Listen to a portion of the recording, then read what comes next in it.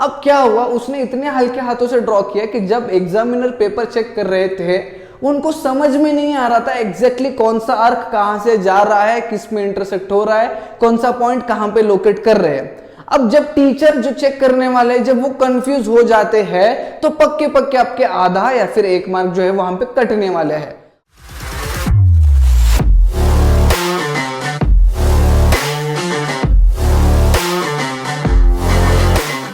हाय नमस्कार दोस्तों, मैं सौरभ आपका एडुगाता में स्वागत करता हूं। आज के वीडियो में मैथमेटिक्स पार्ट 2 ज्योमेट्री जो रहेगा।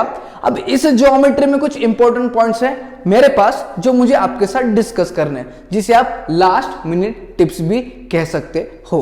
अब देखो, मेरी एक ही रिक्वेस्ट है, इन पॉइंट्स को आपको जानना बहुत जरूरी है क्योंकि ये सारे जो पॉइंट्स है ये बेसिकली गलतियां थे जो बच्चों ने पहले कर चुके हैं।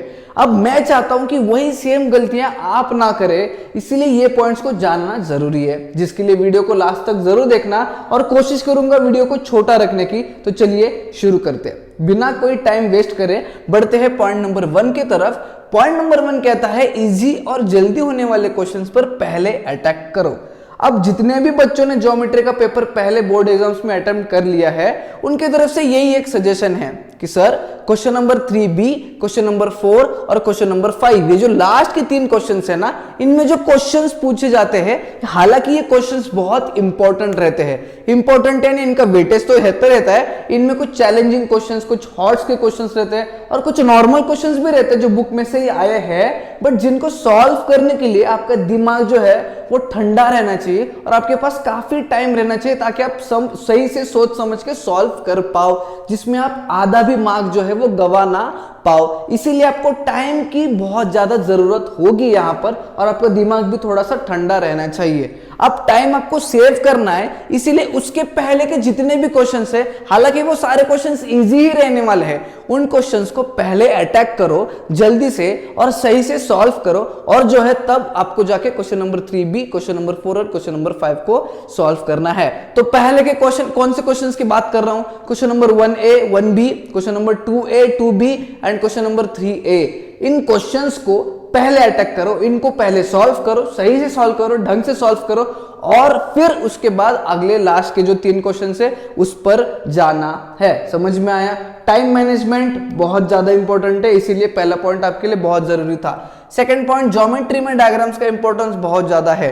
अब ये तो सबको पता ही है कि ज्योमेट्री का पेपर है तो डायग्राम्स का इंपॉर्टेंस रहने वाला है। इसमें नया चीज क्या है सर? अब देखो, इसमें बच्चों ने क्या गलती किया है, ऐसे कुछ क्वेश्चंस एग्जाम्स में पूछे गए थे जिनमें क्वेश्चन में ही आपको डायग्राम दिया गया था। अब बच्चों ने ये सोचा कि अब डायग्राम तो दिया है क्वेश्चन में तो हमें ड्रॉ करने की जरूरत क्या है, हम तो सीधा सीधा सॉल्व कर लेंगे, आंसर सही फाइंड आउट कर लेंगे और ये एज्यूम करते हैं कि मुझे तो उस क्वेश्चन में पूरे मार्क मिल चुके हैं। बट ऐसा होता नहीं है। अगर आपको डायग्राम क्वेश्चन में दिया भी है तब भी आपको ड्रॉ करना है, अगर आपको डायग्राम क्वेश्चन में नहीं भी दिया है तब भी आपको ड्रॉ करना है, अगर वो थ्योरम है तब भी आपको डायग्राम ड्रॉ करना है, कोई स्टेटमेंट को प्रूव करने बोला है तब भी आपको डायग्राम को ड्रॉ करना है। जहां जहां पर डायग्राम को ड्रॉ कर सकते हो वहां पर डायग्राम को ड्रॉ करना है।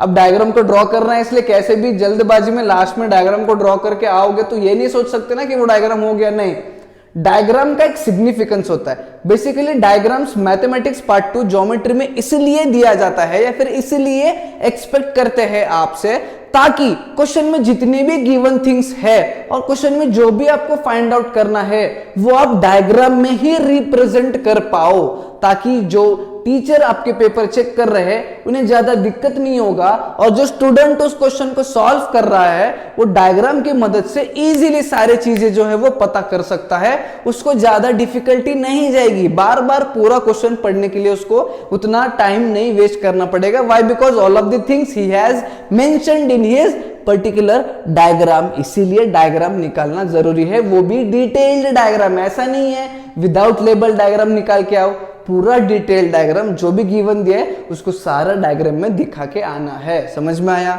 नेक्स्ट पॉइंट की तरफ बढ़ते हैं। Next point says that constructions के क्वेश्चंस को सॉल्व करते समय इन पॉइंट्स पर ध्यान दे। अब देखो, यहां पर भी ये भी आपको पता है कि सर ये भी हमें पता है कंस्ट्रक्शंस कैसे सॉल्व करते हैं, क्या कौन सी चीजें पे ध्यान देना है। बट अगेन बच्चों ने क्या गलती किया है, कुछ बच्चों ने कंस्ट्रक्शंस के क्वेश्चंस को ड्रॉ करते समय हालांकि पूरा डिटेल डायग्राम ही ड्रॉ किया है, सारे पॉइंट्स, सारे आर्क्स, सब कुछ डिटेल में ड्रॉ किया है, बट उन्होंने एक मेजर गलती क्या की, दो टाइप के बच्चे थे। एक तो था जो एकदम हल्के हाथों से ड्रॉ कर रहा था। अब क्या हुआ, उसने इतने हल्के हाथों से ड्रॉ किया कि जब एग्जामिनर पेपर चेक कर रहे थे उनको समझ में नहीं आ रहा था एग्जैक्टली कौन सा आर्क कहां से जा रहा है, किस में इंटरसेक्ट हो रहा है, कौन सा पॉइंट कहां पे लोकेट कर रहे हैं। अब जब टीचर जो चेक करने वाले जब वो कंफ्यूज हो जाते हैं तो पक्के पक्के आपके आधा या फिर 1 मार्क जो है वहां पे कटने वाले हैं। अब एक दूसरा टाइप ऑफ स्टूडेंट ऐसा था, उसने इतना डार्क ड्रॉ किया, उसको डार्क ड्रॉ करने के बाद उसको इरेज भी किया, और वो इरेज भी उसने आधा अधूरा किया। अब जब आधा अधूरा इरेज किया तो पहले का एक लाइन दिख रहा है, पहले का एक आर्क दिख रहा है, उस पर दूसरा एक आर्क निकाला है। तो जब ये मल्टीपल आर्क्स आपके एक पॉइंट के थ्रू जा रहे होते हैं तब अगेन टीचर या फिर जो एग्जामिनर है वो कंफ्यूज हो गए। अब उन्हें पता नहीं चल रहा इसमें से रियल वाला कौन सा है, और फिर तब वहां पे उस पॉइंट पे आधे से 1 मार्क आपके चले जा सकते हैं। तो इसीलिए इस चीज को ध्यान में रखना, कंस्ट्रक्शन को सॉल्व करते समय एकदम ठंडे दिमाग से, कूल, एकदम अच्छे से फर्स्ट गो में ही आपका जो है वो पूरा का पूरा प्लॉट हो जाना चाहिए। हालांकि ये होगा नहीं, होगा तो उसके लिए आपको ज्यादा प्रैक्टिस करनी पड़ेगी, बट अभी आपके पास टाइम है तो बैठ के प्रैक्टिस करिएगा ताकि कल के पेपर में आपका ये मिस्टेक आपसे ना हो पाए। नेक्स्ट पॉइंट पर नेक्स्ट पॉइंट की तरफ जाते हैं। Next point says that theorems को प्रॉपर फॉर्मेट में थ्योरम्स को प्रॉपर फॉर्मेट में लिखना है। अब सर ये भी हमें पता है थ्योरम्स को कौन से फॉर्मेट में लिखना है, वही सारी चीजें आप बता रहे हो सर, गिवन लिखना है, फिर टू प्रूव लिखना है, फिर प्रूव लिखना है, फिर कंस्ट्रक्शन है तो कंस्ट्रक्शन लिखना है, वगैरह वगैरह वगैरह वगैरह। बट यहां पर होता क्या है मैं बताता हूं। अगेन डायग्राम यहां पर भी थ्योरम में होता है। अब आप जो भी चीजें क्वेश्चन से, मतलब जो गिवन स्टेटमेंट है उस गिवन स्टेटमेंट से जो गिवन आप लिख रहे हो, जो टू प्रूव आप लिख रहे हो, जो कंस्ट्रक्शन आप लिख रहे हो, या फिर जो थ्योरम आप प्रूफ कर रहे हो, वो प्रॉपर फॉर्मेट में रहना जरूरी है। काफी बार बच्चे क्या करते हैं, जल्दबाजी में जब उनके पास कम टाइम बचता है तब वो गिवन लिखना भूल जाते हैं, क्योंकि उनको लगता है कि यार गिवन में क्या ही इंपॉर्टेंस रहेगा, टू प्रूफ लिखेंगे और सीधा प्रूफ लिखना स्टार्ट कर देंगे और लास्ट में एक स्टेटमेंट से हम लोग एंड कर देंगे कि ये प्रूफ हो गया है, और एक राइट कॉर्नर में डायग्राम निकाल देंगे जिसकी मदद से टीचर को पता चल जाएगा। बट नहीं, कितनी भी जल्दबाजी क्यों ना हो, आपको प्रॉपर फॉर्मेट फॉलो करना ही है। At any cost you have to follow the format, वही फॉर्मेट जो आपको पता है, बट ये रिमाइंडर है, ठीक है, ढंग से फॉलो करना है। गिवन, टू प्रूफ, अगर कोई कंस्ट्रक्शन की जरूरत है तो कंस्ट्रक्शन, और उसके बाद प्रूफ, और लास्ट में स्टेटमेंट में लिख देना है कि ये जो स्टेटमेंट था इट इज हेंस प्रूव्ड। समझ में आया? नेक्स्ट पॉइंट की तरफ बढ़ते हैं। लास्ट में स्टेटमेंट लिखना बहुत जरूरी है। कौन सा स्टेटमेंट लिखना है और कौन से क्वेश्चन के लास्ट में लिखना है ये कुछ समझ में नहीं आ रहा है, मैं बताता हूं। मैथमेटिक्स पार्ट 1 के पेपर के टाइम मैंने आपको बताया था कि मोस्टली आपको वैल्यूज फाइंड आउट करनी होती है, और जब भी आप किसी चीज की वैल्यू फाइंड आउट करोगे उसको बॉक्स में डालना जरूरी है। ये मैंने भी बताया था और हजारों टीचर्स ने आपको बताया होगा। बट सेम ज्योमेट्री के पेपर में मोस्ट ऑफ द थिंग्स तो आपको प्रूव करनी होती है, और जहां पे आपको प्रूव नहीं करना है, जहां पे आपको वैल्यू निकालना है, तो ज्योमेट्री के पेपर में जब भी आप किसी चीज की वैल्यू निकालोगे उस चीज को आपको स्टेटमेंट के फॉर्म में लिखना है कि therefore the value of this thing is this thing, ठीक है, value of xyz is equals to जो भी आपका आया है। ये पूरा स्टेटमेंट लिखना जरूरी है हर एक टाइप ऑफ क्वेश्चन में। हालांकि वो ट्रिग्नोमेट्री का भी अगर क्वेश्चन है, अगर ट्रिग्नोमेट्री के क्वेश्चन में आपको दिया है स्टार्टिंग में कि proof this thing is equals to 0, तो लास्ट में आप प्रूफ कर देते हो, तो उसके बाद आपको लिखना है फिर से वही स्टार्टिंग वाला statement, therefore by this statement, मतलब by this equation we get to know that कि ये वाला पूरा इक्वेशन इज इक्वल्स टू 0। ऐसे जो भी आपको क्वेश्चन में दिया है वो आपको अच्छे से लास्ट में स्टेटमेंट के फॉर्म में जो है वो लिखना है, और इसके लिए आपके आधे मार्क्स फिक्स कर दिए गए होते हैं। तो इसको निग्लेक्ट नहीं करना है, और ये नहीं सोचना है कि ये मैं अगर नहीं लिखूंगा तब भी मुझे पूरे मार्क्स मिलेंगे। नहीं, जब टीचर कोई पूरे मार्क्स देने के लिए जाते हैं तो ये सारे छोटी छोटी चीजें वो देखते हैं, समझते हैं, तब उस क्वेश्चन में जो है वो पूरे मार्क्स आपको देने वाले हैं। इतनी इजीली कोई भी क्वेश्चन में पूरे मार्क्स आपको नहीं मिलेंगे, तो ये चीजों पे ध्यान रखना। और हाँ, टाइम मिलता है तो जो स्टेटमेंट आप लिखोगे लास्ट में उसको अंडरलाइन भी जरूर करना ताकि वो हाईलाइट हो जाए टीचर्स के लिए। समझ में आया? नेक्स्ट पॉइंट की तरफ बढ़ते हैं, मेंसुरेशन के क्वेश्चंस को सॉल्व करने का सही तरीका।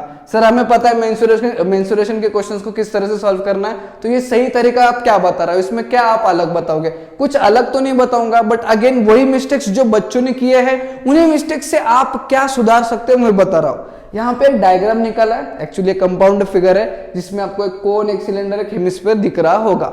इस तरह का अगर कोई फिगर आपको दिया जाता है, इसमें टोटल सरफेस एरिया या फिर इस चीज का पूरे चीज का वॉल्यूम निकालने के लिए कहते हैं, तो बच्चे यूजुअली क्या करते हैं, वॉल्यूम ऑफ दिस फिगर या फिर total surface area of this total figure, मतलब ये पूरा figure is equals to volume of the cone plus cylinder plus hemisphere, या फिर total surface area of cone plus cylinder plus hemisphere minus ये दो चीजों का एरिया माइनस करेंगे। ऐसा एक ही स्टेटमेंट में बच्चे पूरा सब कुछ वैल्यूज डालना स्टार्ट करते, फॉर्मूलाज डालना स्टार्ट करते, उसमें वैल्यूज डाल के उसका आंसर फाइंड आउट करके एक ही सब स्टेटमेंट में एडिशन सब्ट्रैक्शन जो है वो करके लास्ट में आंसर लाते हैं। हालांकि ये सही मेथड है, बट हर एक स्टूडेंट इस मेथड को अडेप्ट नहीं कर पाता है, मतलब हर एक स्टूडेंट को इस मेथड के थ्रू फाइनल आंसर सही नहीं आता है। काफी बच्चे ये सारी चीजें करते समय कहीं में जल्दबाजी में साइन का गलत हो जाता है या फिर कोई वैल्यू रिप्लेस हो जाती है, जिसकी वजह से फाइनल आंसर पूरा गलत आता है। इसके लिए क्या करना चाहिए, आपके अगर ऐसा कुछ फिगर दिया है आपको, तो इसमें यूजुअली 3 फिगर्स है, मतलब 3 ज्योमेट्रिकल फिगर्स है, कोन, सिलेंडर और हेमिस्फीयर। आप तीनों चीज का जो है वो वॉल्यूम अगर आपको पूछा है तो तीनों चीज का वॉल्यूम सेपरेटली फाइंड आउट करना, या फिर तीनों चीज का surface area separately find out करना, फिर उनको ऐड करके जो भी आपको सब्ट्रैक्ट करना है वो लास्ट में आप कर सकते हो। ये चीज करने से क्या होगा, फॉर एग्जांपल आप कोन का वॉल्यूम निकालते हो, सही से निकाल पाओगे विदाउट एनी मिस्टेक, सिलेंडर का वॉल्यूम भी सही से निकाल पाओगे, हेमिस्फीयर का वॉल्यूम भी सही से निकाल पाओगे। अब आपकी अगर गलती हो सकती है तो कहां पर होगी, इन तीनों वॉल्यूम को ऐड करते समय, तो वहां पर अगर गलती होती है तो वहां पे आधे मार्क्स जाएंगे। बट अगर आप टोटल एक साथ करोगे और स्टार्टिंग के स्टेप में ही आपकी अगर गलती हो जाती है वैल्यूज पुट करते समय सबके वॉल्यूम के फॉर्मूला में या फिर सबके सरफेस एरिया के फॉर्मूला में, तब आपके बहुत ज्यादा मार्क्स जाने के चांसेस है। इसलिए ये मेरा सजेशन है कि इस तरह से सॉल्व करना जो कि इजीली आपको सही आंसर की तरफ ले जाएगा। समझ में आया? नेक्स्ट पॉइंट के बारे में बात करते हैं। अब आता है लास्ट में इंपॉर्टेंट थ्योरम्स। कौन से इंपॉर्टेंट थ्योरम्स रहने वाले हैं ज्योमेट्री के लिए जिसको हम प्रिपेयर करके जा सके। हालांकि वैसे तो सारे थ्योरम्स को प्रिपेयर करना चाहिए, बट कुछ थ्योरम्स को मैं बताऊंगा जिन्हें आप जरूर प्रिपेयर करके जाना, और जिनमें से क्वेश्चन से फिर जिनमें से आपको पूछा पक्का जाने वाला है। कौन से है मैं बताता हूं अभी।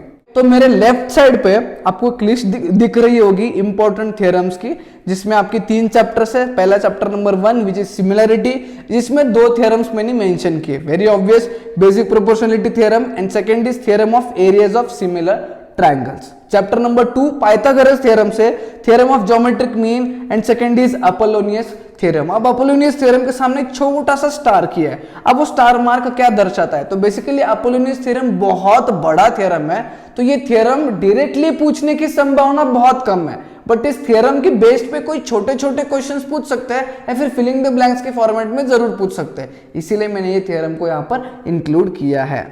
उसके बाद चैप्टर 3 में सर्कल्स है। सर्कल्स में tangent segment theorem, second inscribed angle theorem, third is theorem of cyclic quadrilateral, fourth is theorem of angle between tangent and secant, and fifth tangent secant theorem.